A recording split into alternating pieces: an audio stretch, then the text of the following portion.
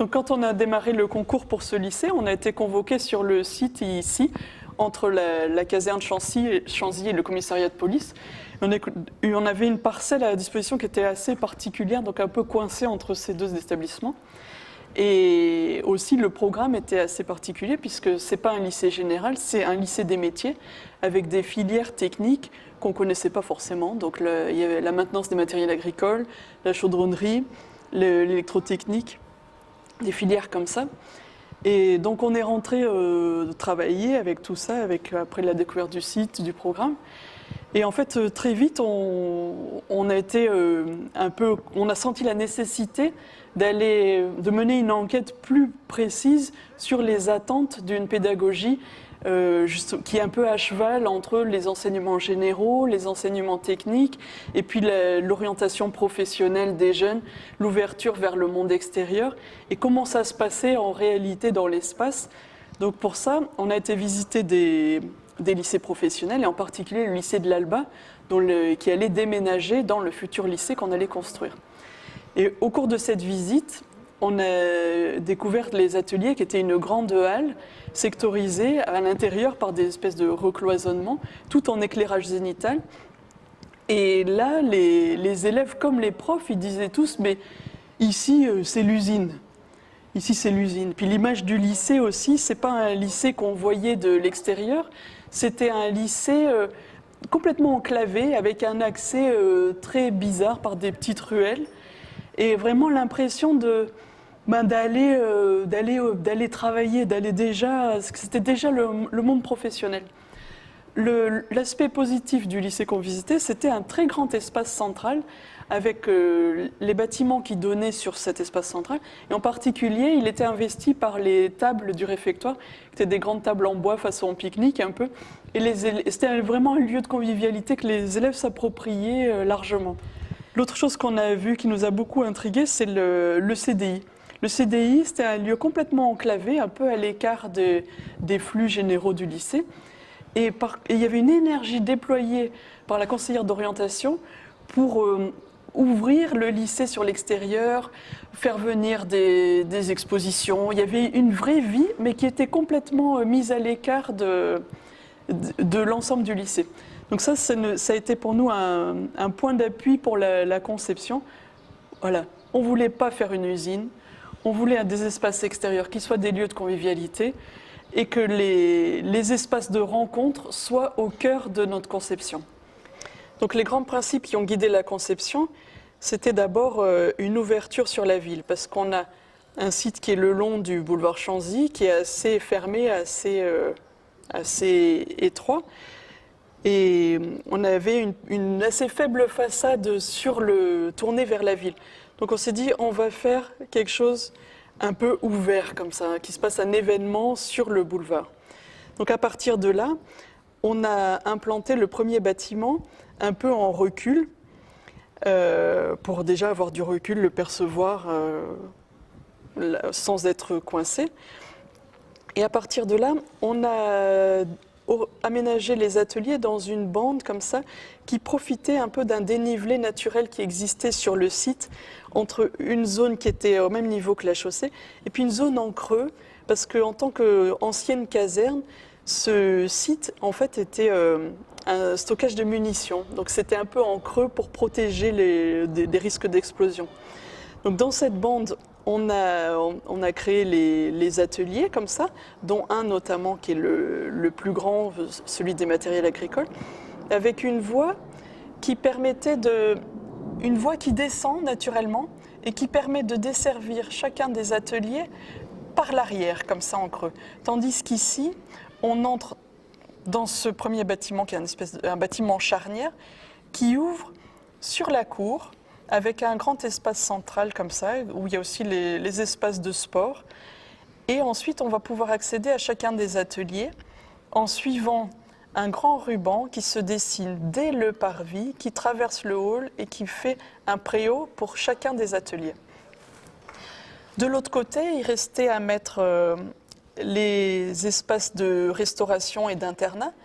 Donc on a fait un autre bâtiment parallèle aux ateliers, dans lequel la cantine est implantée là, face aux ateliers, avec un petit jardin un peu plus intime que la grande cour centrale, l'administration au rez-de-chaussée et les internats dans 2 étages au-dessus de ce bâtiment.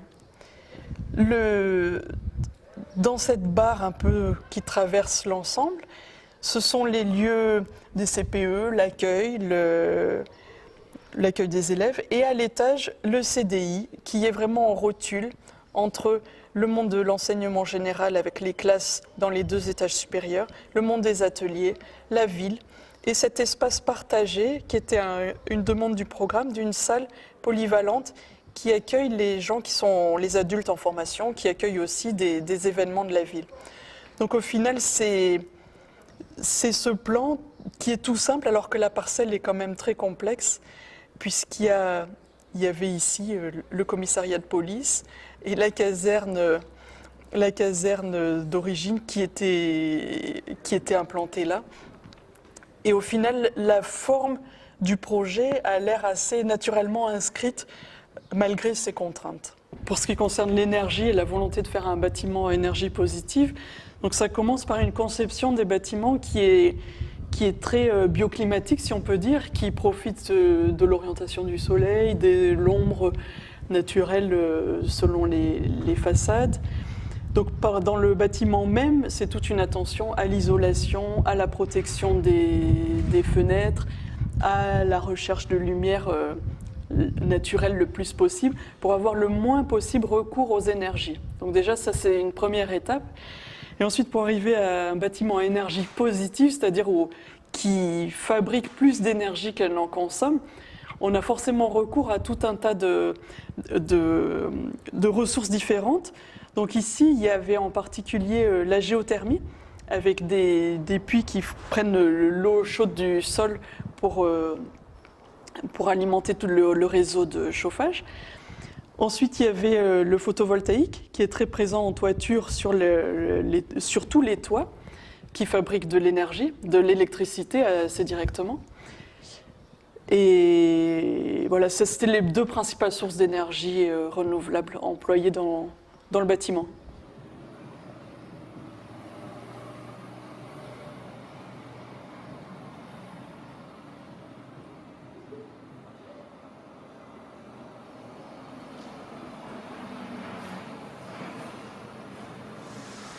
Donc l'espace des ateliers, il a vraiment été conçu à partir des besoins qu'on avait identifiés. Donc c'est d'abord une grande halle, la plus vaste possible et la plus libre possible dans l'espace au sol, pour pouvoir accueillir des gros matériels et sous forme de postes de travail. Donc toute la trame du bâtiment, elle est structurée pour pouvoir accueillir les gros équipements qu'on voit, les tracteurs, les gros engins, qui vont être la matière de travail des élèves pour y faire toutes sortes de choses, de diagnostic, de réparation. Et donc les poteaux, ils sont là vraiment pour délimiter chaque poste de travail. Et c'est sur ces poteaux qu'on a installé tous les équipements techniques. Les alimentations électriques, l'eau, le vide, tout ça. Ensuite, l'espace, il est complété par les salles de technologie qui est juste attenante, qui permet aux profs et aux élèves de passer de l'un à l'autre en préparation cours théorique et manipulation pratique, comme ça vraiment directement de plein pied. C'est aussi équipé avec la salle de banc d'essai où ils font les essais moteurs, un peu fermée comme ça, mais quand même vitrée sur l'espace. Et on voit que c'est dans cet espace, on a laissé apparent la structure en bois labellé collé, qui fait que cet espace, c'est pas une usine, c'est un atelier qui garde l'atmosphère chaleureuse qu'on a voulu donner à tout le bâtiment. Après, c'est complété par un éclairage à hauteur d'œil, par l'éclairage zénital, par les sheds qu'on voyait tout à l'heure, par l'acoustique avec tous les panneaux absorbants autour de l'espace qui permet de garder une ambiance très calme et très posée malgré les bruits de manipulation de ferraille qu'on entend malgré tout.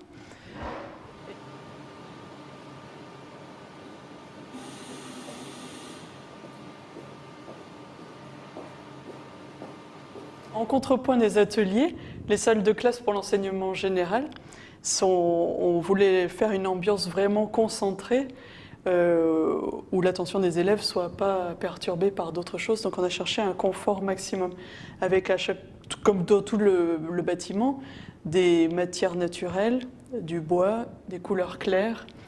Et le confort, c'est d'abord l'acoustique, avec des panneaux de fibres apparentes qui viennent faire une atmosphère très calme. Et l'éclairage, avec des grands bandeaux vitrés, là côté cour, complété par la lumière zénitale de l'autre côté de la classe, qui fait qu'il n'y a pas besoin de recourir à l'éclairage artificiel.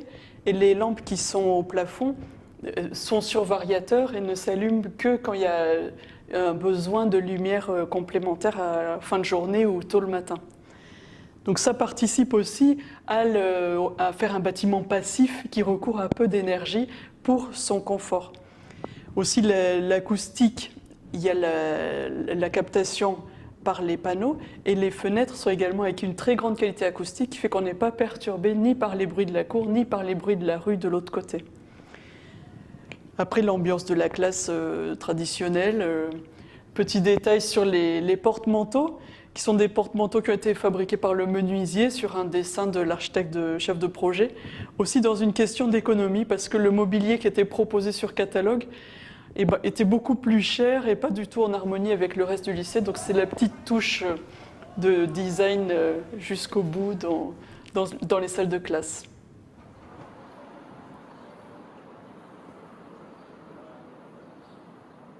Donc dans la plupart des constructions comme ça neuves, des bâtiments publics, il y a aussi une commande qui c'est à 1% artistique.